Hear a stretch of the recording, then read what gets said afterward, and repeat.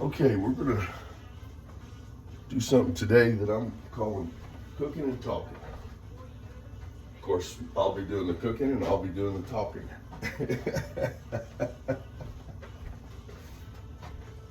uh, and the motivation for this, I believe, is, we're in a whole different time of enlightenment.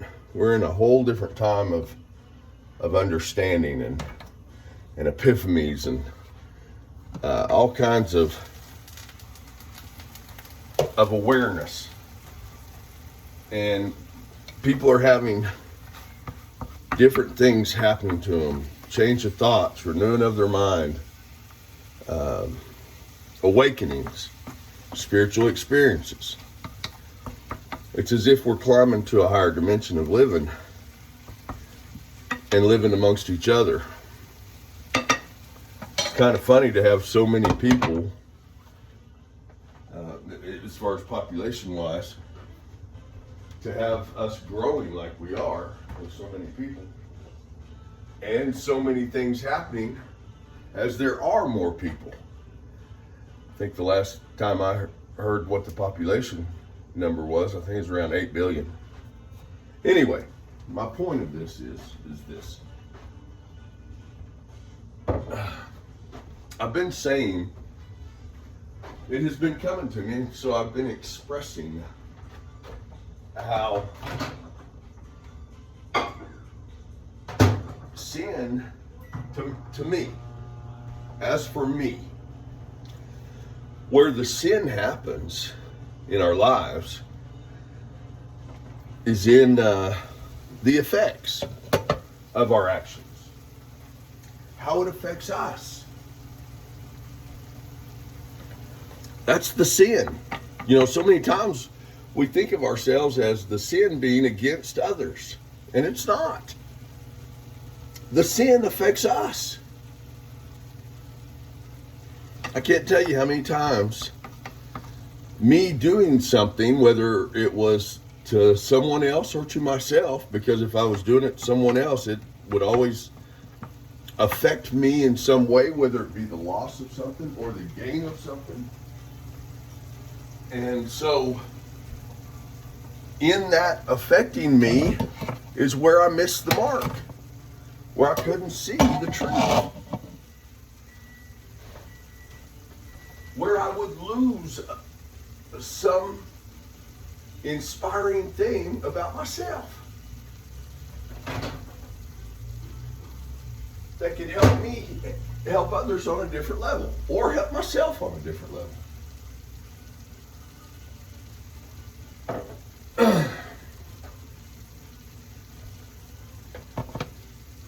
There's a reason that the Good Samaritan is in the Bible.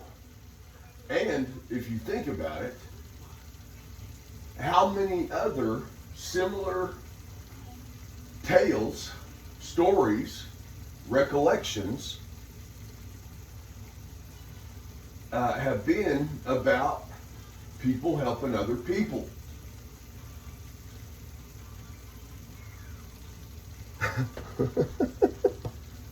And their ability to do so. It's what parables are made of. It's what our lives are made of. Leo Tolstoy, it's what men are made of. It is what we are made of, the ability to help one another. And the conviction to. And so, when you are what is labeled an alcoholic, what good are you to others? When you are a drug addict, what good are you to others? But more importantly, what good are you to you? I dealt with a bunch of people the other night that refuse to admit that they have an addiction due to the fact that they can afford it without it crippling them financially. And to them, it's fun still. It has not caused problems. in their life that they realize. Instead, what it's done is it's put them in situations where they did not show up for others because they were pulled to go gambling, enticed by their own self. And so the reason that there's a real emphasis on selfishness and self-centeredness in any kind of recovery that is available to people. I was listening to the Indian leader. I call him Sadhguru. His name is similar to that, but it's just easier for me as a simple, plain-spoken Oklahoma fella to call people by the names that are similar to what it's spelled like and sounds like. But in no way is he a Sadhguru. But anyway, I call him that because I cannot properly pronounce his name in his language. And so I utilize mine. Anyway, but the reverence is there. So what he is truly aligning himself to do is assist the entire world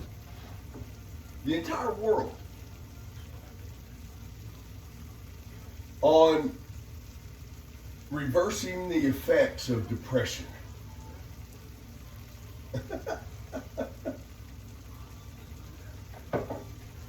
He doesn't need you. He doesn't need your money.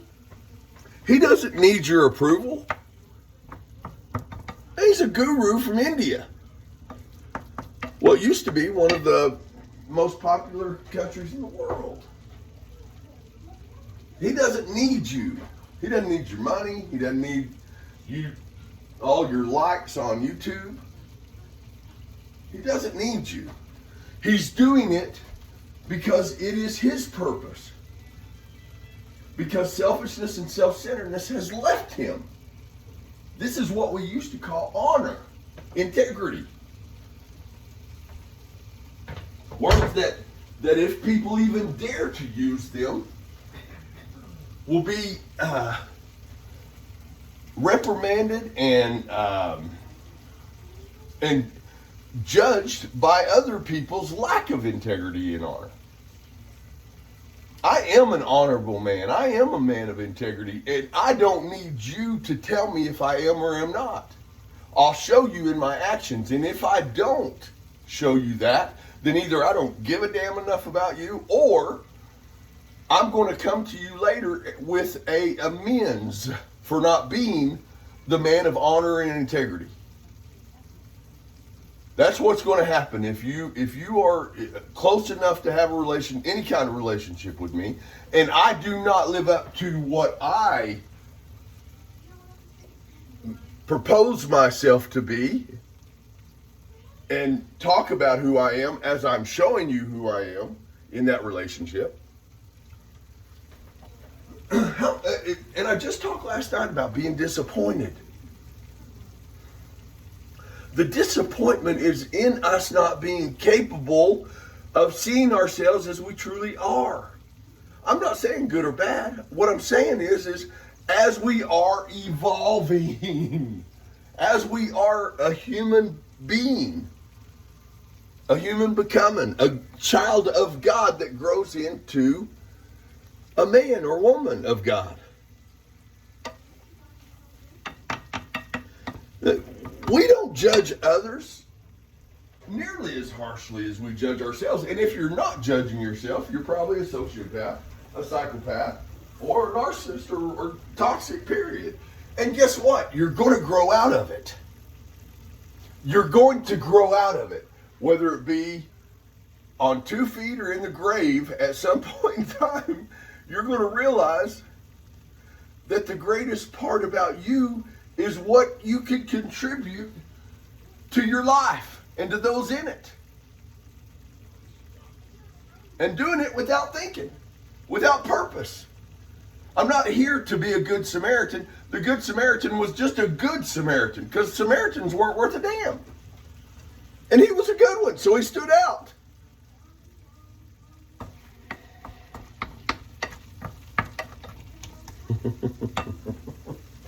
You know,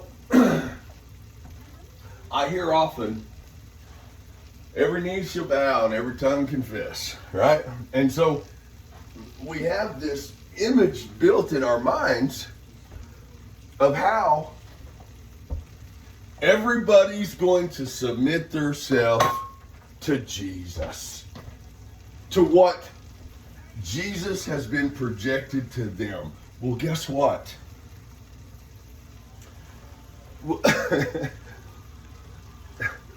What if the knee bowing and the tongue confessing that Jesus Christ is Lord is that at some point in your existence, your eternal existence, that you come to realize that your life is not about you, not all about you.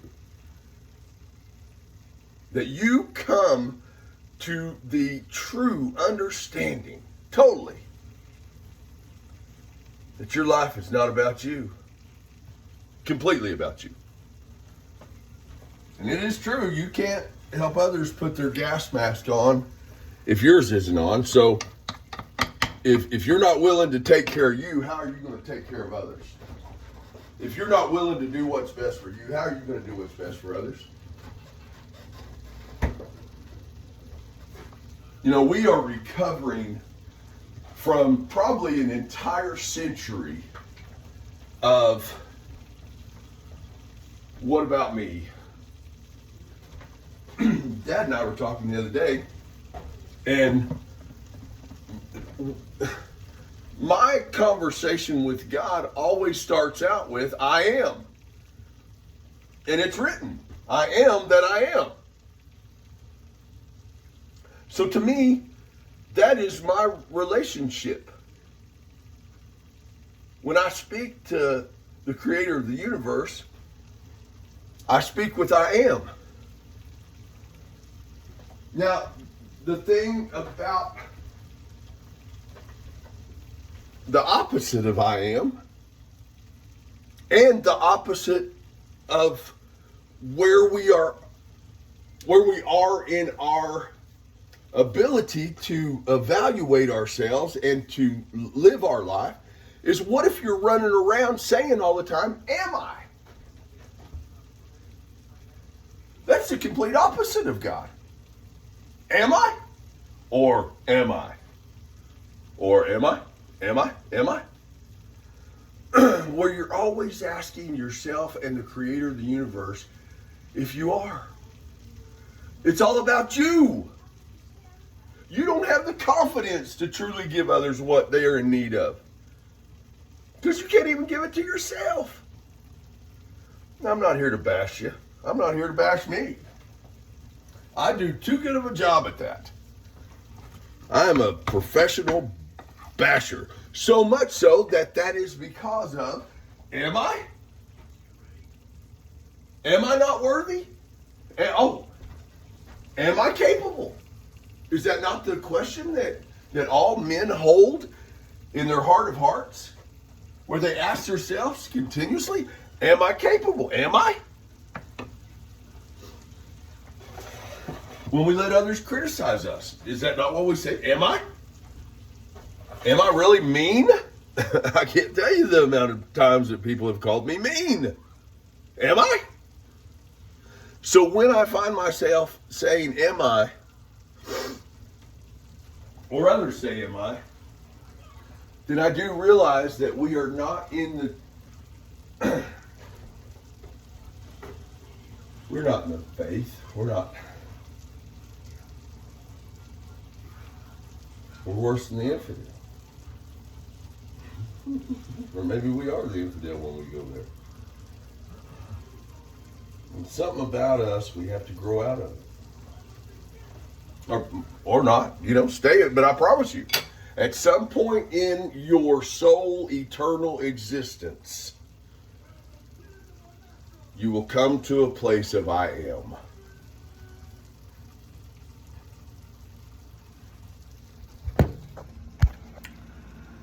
And that's when we change.